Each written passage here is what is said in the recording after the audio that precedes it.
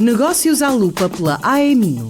Um espaço em antena onde se dá voz aos associados da AEMinho sobre temas de economia e sociedade. Todas as quartas, às 11h40 e 15h30.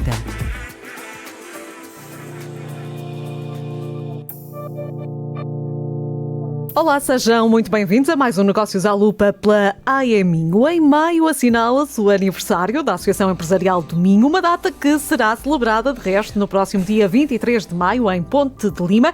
O tema está escolhido, a reindustrialização da Europa e as oportunidades para Portugal. Este será também o foco da conversa de hoje. Em estúdio tenho comigo o Ramiro Brito, o presidente da AEMinho, e Isabel Carneiro, vice-presidente desta mesma associação. Sejam muito bem-vindos. Começando precisamente pelo aniversário, teremos aqui um tema importantíssimo que está na ordem do dia, debatido também por especialistas, não é assim, Ramiro? Sim, nós todos os anos, no aniversário da AEMinho, promovemos um evento ao qual chamamos o Estado da Arte e escolhemos um subtema. Neste caso foi precisamente a reindustrialização da Europa e as oportunidades para Portugal. Então quisemos construir aqui um painel que pudesse de facto trazer algum valor acrescentado a esta discussão. Vamos ter como keynote speaker o ex-ministro da Economia Pedro Cisa Vieira, que tem falado muito sobre esta temática, e depois vamos ter um painel composto pela Ana Teresa Lehmann, que também foi secretária de Estado da Economia, é professora na Porto Business School, o Gonçalo Regalado, que é o novo CEO do Banco Português de Fomento, e a Sofia Terreiro, que é também ela a nova CEO da Siemens. Portanto, vamos ter alguém ligado ao poder político, ou que esteve em funções executivas, alguém que está ligado ao financiamento e alguém que está ligado à gestão de uma empresa que é de uma empresa de cariz industrial e muito dedicada à indústria intensiva. Vamos ter também aqui a mediar este painel o António Costa, do Jornal Eco, que aliás é nosso parceiro neste evento, e prometemos ainda esta semana divulgar a surpresa do encerramento. Estamos a preparar uma surpresa para o encerramento, alguém que também pode vir aqui fazer em jeito de conclusão a síntese daquilo que for debatido. Muito bem, Isabel, este é um tema que vai sendo falado. Quais são os maiores desafios que a Europa enfrenta neste processo de reindustrialização, na sua opinião? O tema da reindustrialização é um tema que não é novo, há muitos anos que se fala que a Europa precisa de dar este passo. O que é certo é que nunca foi, de certa forma, forçada a fazê-lo. E, portanto, neste momento, com toda a conjuntura internacional que vivemos e que poderemos ainda vir a viver, porque já percebemos que os tempos hoje são de total incerteza, a Europa vê-se forçada a acelerar o processo. E, portanto, será com certeza algo que exigirá uma capacidade de adaptação grande e uma capacidade de união grande, mas com certeza que virão daí também grandes oportunidades para as empresas e para a própria Europa. Ramiro, e a pandemia e a guerra na Ucrânia vieram, no fundo, acelerar esta agenda? Eu diria que a pandemia e a guerra na Ucrânia vieram a acelerar esta agenda e o efeito Trump veio de uma forma quase atómica a provocar uma reflexão que tem que ser urgente e, acima de tudo, nós temos que ter consciência, como portugueses e como europeus, que vamos ter muito menos tempo para planear e para pensar o que vamos fazer do que o que normalmente estamos habituados a fazer. A Europa é, infelizmente e tradicionalmente, extremamente reativa e pouco proativa. O velho continente. Exatamente, e portanto temos mesmo que tornar isto um debate central. Para Portugal, como a Isabel dizia, e eu não tenho dúvidas disso, será uma enorme oportunidade. Portugal tem um tecido empresarial criativo e que tem a capacidade, e resiliente, extremamente resiliente, e portanto tem a capacidade de se adaptar a novas conjunturas com facilidade. Se formos nós os persecutores ou um dos agentes ativos desta reflexão, vamos estar bem posicionados para, quem sabe, não digo liderar, mas participar do grupo que vai liderar este movimento na Europa. E existem setores industriais portugueses particularmente bem posicionados para aproveitar esta reindustrialização? Com certeza que sim. Em Portugal existe muito conhecimento diversificado. O país tem, de certa forma, muito conhecimento, quer a nível tecnológico, quer a nível da indústria em si. E tem todo o setor industrial tem dado provas de grande capacidade de inovação. a inovação, de certa forma, é aquilo que nos vai posicionar melhor ou pior em relação à nossa concorrência. E, por isso, nesse aspecto, as nossas empresas têm investido muito na inovação e têm também muita capacidade e conhecimento interno para estarem aptas para dar esse passo. Quando falamos das oportunidades para Portugal, Ramiro, como é que o norte de Portugal, em particular, pode beneficiar de todo este processo? O norte de Portugal é o paraíso deste país, não é? Porque se o norte de Portugal não produzir, o resto do país não o consegue fazer.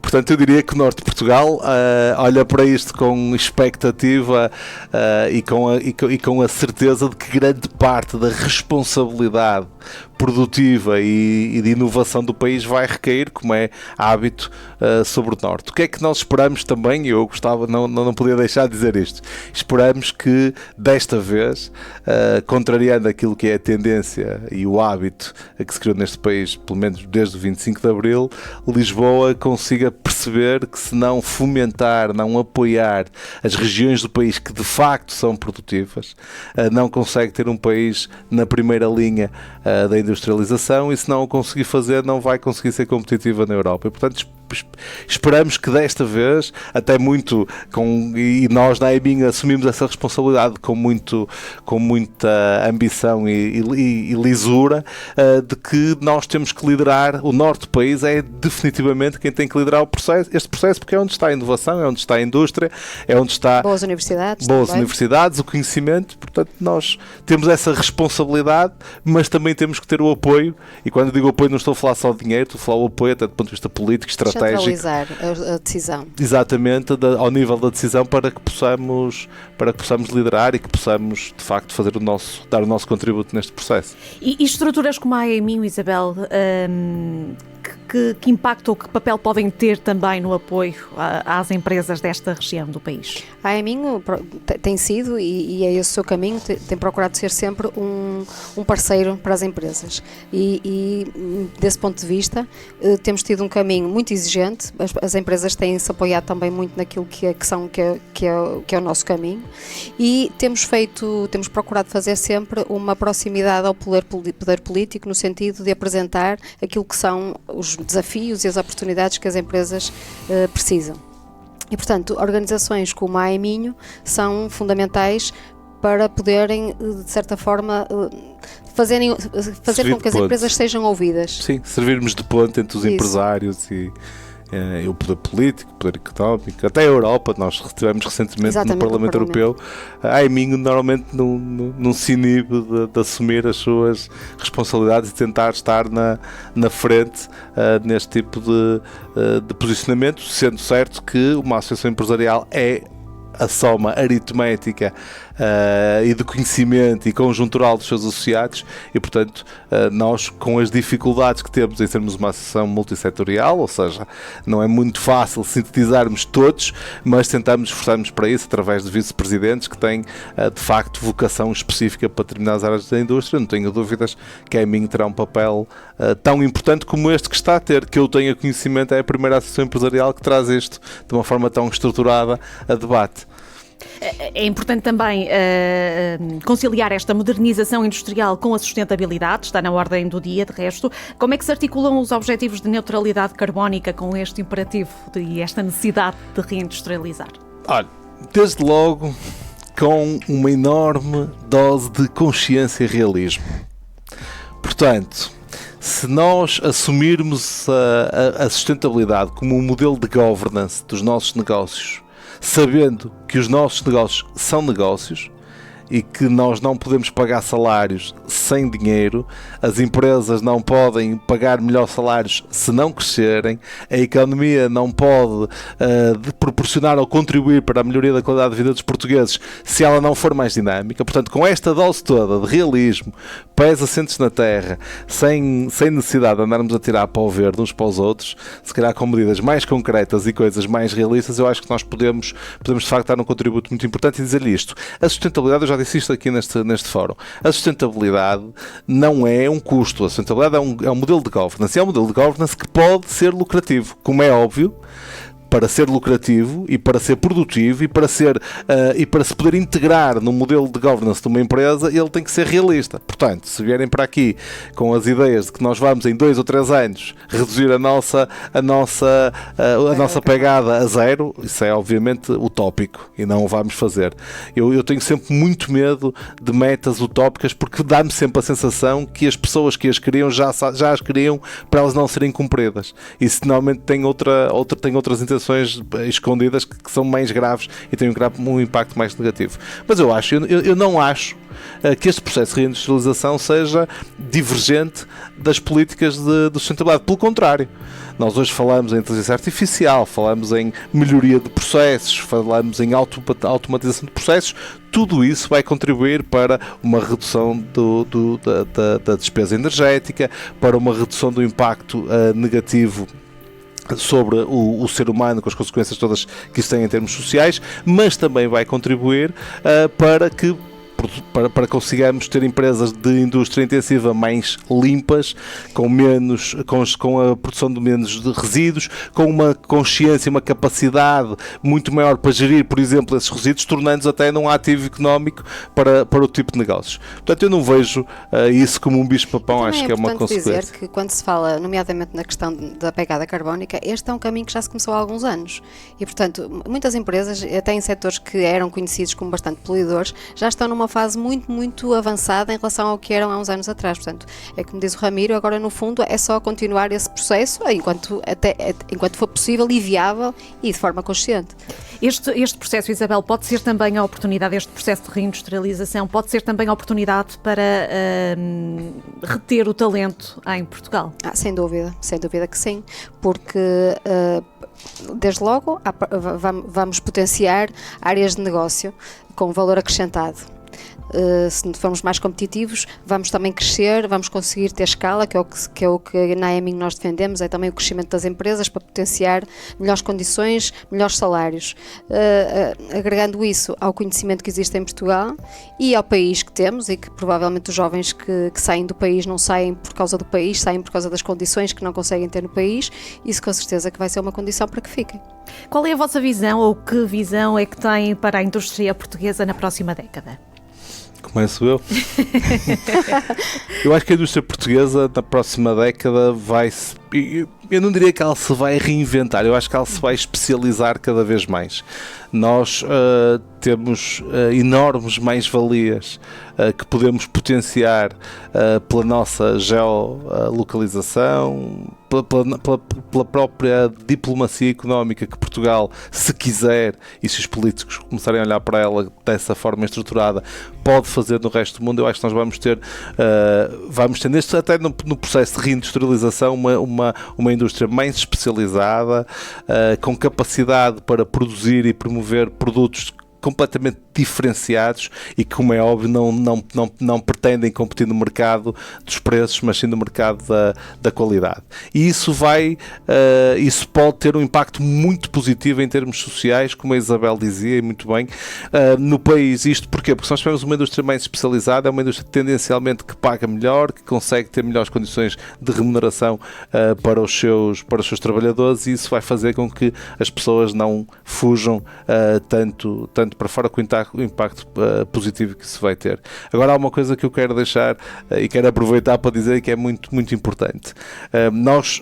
As empresas portuguesas, isso não são as minhotas, são as portuguesas, todas as minhotas, não são exceção, como é óbvio, têm dito sim sempre que são chamadas a fazer sacrifícios, a pagar os erros que se cometem de governabilidade ao longo dos tempos. Nós precisamos, acima de tudo, do ponto de vista político, e estamos numa altura em que calhou, mas propicia-se dizer isto, nós precisamos de políticos que sejam, acima de tudo, responsáveis, que consigam perceber que a estabilidade do país está acima da direita, da esquerda, das questões político-partidárias, e que consigam, na esfera da governabilidade, naqueles partidos que tradicionalmente alternam no poder, criar estruturas e pilares em matérias essenciais que permitam com que nós possamos olhar para o país com uma segurança a médio e longo prazo diferente da que tivemos até agora.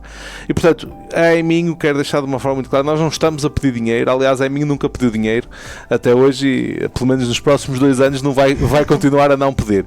Mas nós pedimos que, de facto, existam políticas públicas que sejam estratégicas para o país, que tenham uma intervenção positiva e que ajudem o país a crescer.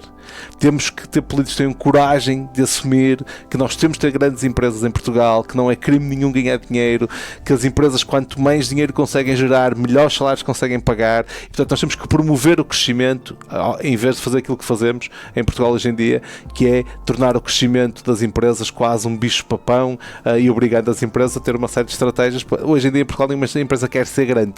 Quando elas chegam ao ponto em que vão ser grandes, desdobram-se em várias pela circunstância fiscal e económica do país. Portanto, acho que sim, vamos ter 10 anos, podemos ter 10 anos muito positivos. Partilha desta opinião, Isabel? Sem dúvida, e eu queria acrescentar só que nós, Europa e Portugal também, estamos muito habituados, provavelmente, a competir com outras geografias. Quando se fala em reindustrialização da Europa, temos que pensar que a Europa como um todo vai passar por este processo ao qual Portugal também está neste momento a planear. E por esse motivo é importante que as nossas forças políticas também percebam isso e criem esta estabilidade política e estas condições para o crescimento, porque nós, pela nossa dimensão, somos pequenos, temos que crescer por outras vias, ou pelo conhecimento, ou pelas parcerias, pelas pontes, e, portanto, nós, a nível da Europa, acho que Portugal tem todas as condições para se assumir como estando na frente desta reindustrialização, mas precisa, naturalmente, de apoio não de fundos, só de fundos, porque os fundos também são importantes, mas não só de fundos, mas também de uma legislação. Aproveitando que estamos a celebrar o 4º aniversário da Associação Empresarial do Minho, que balanço faz destes 4 anos da Aiminho na região e no país? Como disse há pouco, são anos exigentes, desde logo pelas condições económicas que vivemos, nacionais e internacionais. Mas acho que o balanço foi muito positivo, acho que nós, de facto, o propósito da Aiminho foi 100% conseguido, nós viemos ocupar um lugar que fazia falta e acho que o tecido empresarial do Norte, não só o tecido empresarial, mas de certa forma também aqui todo um ecossistema económico, social, precisava de uma associação que tivesse estas preocupações e que fosse uma voz ativa e, portanto, acho que sim, acho que o balanço é muito positivo. Ramiro, o que é que se espera ainda da Aiminho no futuro? Ora, primeiro disse 4 anos, eu pensei que já tinham passado 20. Não, mas, assim, a Aiminho, o que se pode esperar da Aiminho, eu diria que eu resumia num lugar quase comum, que é tudo e nada, ou seja, a Aiminho é uma associação que nasceu de geração espontânea. Eu gosto muito de dizer que nós somos genuinamente e verdadeiramente livres. E essa liberdade, eu acho que no exercício da nossa liberdade nós podemos, nos próximos 2 anos, e depois a seguir a mim seguramente virão melhores do que eu, pessoas que conseguem reproduzir e representar o tecido empresarial do Minho, tornando isso um ativo para a própria economia minhota, que na verdade é essa a nossa maior missão. A nossa maior missão é promover o crescimento empresarial, isso é a nossa matriz essencial. Depois temos uma série de outras que são importantes e são até complementares desta, mas a nossa matriz de facto, a nossa missão é promover o crescimento empresarial. Portanto, eu acho que podem esperar uma Aiminho acutilante, como sempre foi, podem esperar uma Aiminho ativa, podem esperar uma Aiminho que vai apontar o dedo nunca vai apontar o dedo sem pelo menos sugerir 1 ou 2 soluções, e acima de tudo uma Aiminho com uma crítica positiva para poder promover este tal crescimento empresarial no exercício da sua liberdade, que é de facto o seu maior valor. Muito bem, muito obrigada a ambos. Muito obrigada. Vamos agora à agenda da Aiminho para este mês de maio. No dia 23, a Associação Empresarial do Minho celebra o seu 4º aniversário, com um dia dedicado à região, às empresas e ao futuro da indústria. Em Ponte de Lima, marca-se a data com 3 momentos simbólicos. A oferta de uma obra de arte ao município, a conferência O Estado da Arte e o habitual sunset, num ambiente de partilha e celebração. Pedro Cisa Vieira é um dos convidados. O debate terá como ponto de partida a a reindustrialização da Europa e as oportunidades para Portugal. No dia 27 de maio, às 11h30 da manhã, decorre online uma Speed Talk com a Control Safe sobre o resgate de fundos de compensação no âmbito da formação profissional certificada. E é assim que fecho este Negócios à Lupa pela AE Minho. Estou de regresso na próxima quarta-feira com mais convidados. Até lá. Negócios à Lupa pela AE Minho. Saiba mais em ae-minho.pt e acompanhe a atualidade através das redes sociais em facebook.com/Associação Empresarial do Minho e no LinkedIn AE Minho.